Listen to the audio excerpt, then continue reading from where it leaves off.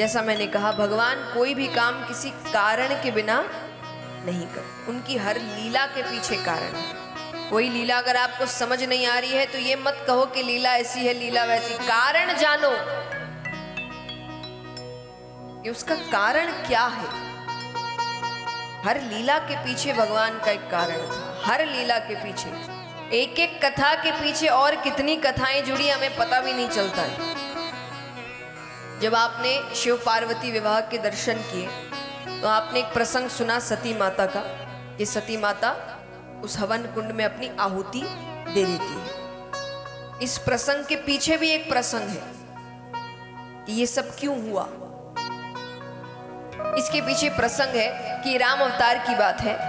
तो जब सीता माता का हरण हुआ था तो हम सभी जानते हैं कि श्री राम उन्हें ढूंढ रहे थे, बहुत दुखी हो गए थे। एक तरीके से श्री राम रोते हुए पागलों की तरह घूम रहे हैं, वृक्षों से पूछ रहे हैं। तो बहुत ज्यादा दुखी हो गए थे, वो दुख उनसे संभाला नहीं गया था। तो ऊपर ये दृश्य महादेव जी और सती माता बैठकर देख रहे थे।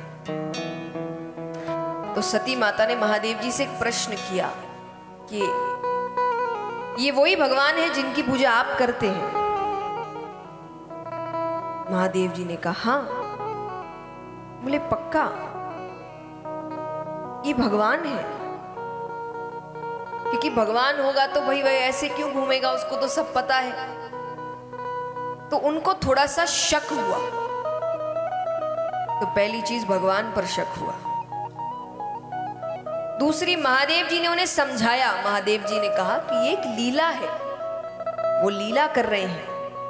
तो एक पति अगर पत्नी गुम जाती है तो पति पर क्या बीतती है, वो उसकी लीला है। क्योंकि ऐसे तो देखिए सबको पता है कि उस अवतार के बाद वो विष्णु भगवान, वही लक्ष्मी माता वापस अपने धाम जा चुके थे, वापस एक साथ ही थे। दोनों को ही पता है कि ये लीला है। तो महादेव जी ने समझाया कि ये एक लीला है।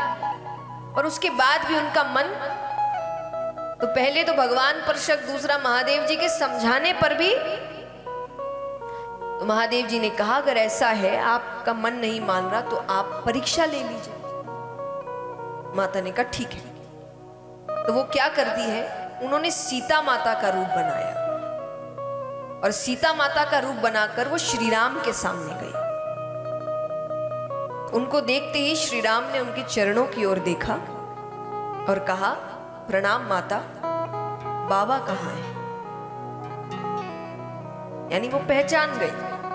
उन्होंने कुछ ये नहीं किया कि सीता आ गई, या उन्होंने सीधा कहा प्रणाम माता, बाबा कहाँ है? अब उन्हें बड़ा बुरा लगा कि उन्होंने भगवान पर शक किया। वो वापस जाने लगती। अब यहाँ पर श्री राम ने ये तक किया, श्री राम को लगा कि इनको ज्यादा ही चिंता हो रही है मेरी। तो जब वो श्री राम आगे बढ़ गए तो सती माता को एक दृश्य दिखता है जिसमें श्री राम चल रहे हैं, सीता माता चल रही है, लक्ष्मण जी, तीनों साथ चल रहे हैं। मतलब श्री राम ने उनको बता दिया कि आप चिंता मत करिए, सब ठीक है, ये तो लीला हो रही है, बाकी सब अपने ही स्थान पर है। तो माता को बड़ा बुरा लगा, वो वापस ऊपर आ गई। जैसे ही वो ऊपर आई तो महादेव जी ने, आपको पता है कि नहीं, कहते ना कि ऐसे तो हम सभी जानते हैं कि आधे अंग पर विराजती है, पर सती माता महादेव जी के यहाँ बैठती थी, पैरों पर बैठती थी। तो जैसे ही वो वापस आई, महादेव जी ने कहा बैठो, यानी पास। क्यों? क्योंकि जो रूप उन्होंने ले लिया था, वो श्री राम को भगवान मानते थे, पिता स्वरूप मानते थे। तो सीता माता कौन हुई? माता। उन्होंने उनकी माता का रूप धर लिया।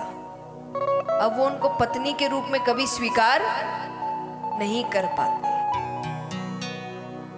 तो इस कारण सती माता ने वो देह त्यागा और फिर पार्वती माता के रूप में फिर से जन्म लिया और फिर से विवाह किया। क्योंकि वो जानती थी अब वो मुझे पत्नी के रूप में स्वीकार, क्योंकि वो सीता माता का रूप ले चुके, वो उनकी माता है, अब वो उनको पत्नी के रूप में कभी देख ही नहीं सकते। तो एक कथा के पीछे और सिर्फ यही नहीं, और भी कई कथाएं होंगी, हमें पता नहीं होता।